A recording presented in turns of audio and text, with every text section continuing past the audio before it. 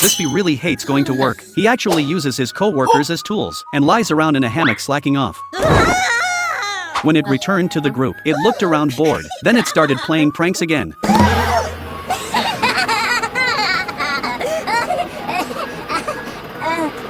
After a while, began causing trouble once more. It kept messing around, making its coworkers so angry they warned it to stop. The bee had no choice but to quiet down for a while. At that moment, the queen bee started assigning tasks. All the bees immediately rushed out together. This bee flew the fastest, but not because it wanted to work. It was searching for the perfect spot to slack off, while the other bees were busy collecting pollen. It lay comfortably in its hammock. After a bit of searching, the hive discovered that this area didn't have any pollen at all. The queen bee blew her whistle, calling everyone back for an emergency assembly. But this guy still wanted to laze around, so it quietly hid in a crevice in the rocks. It even gathered some small twigs and built a makeshift little nest. Finally, this exhausted bee completely lost it. It flew around wildly and ended up crashing straight into the queen bee. An angry queen pushed it to the very end of the line. Suddenly, the queen bee flew past behind it, seemingly looking for something. The bee looked down and saw that the queen's baton had fallen right at its feet. Now in charge, it was ecstatic, holding the baton. It pretended to command the entire hive. Excited, it got more and more carried away. But in the process, it accidentally snapped the baton in two, splitting the hive into two groups. Just as it was having the time of its life, the queen suddenly appeared behind it.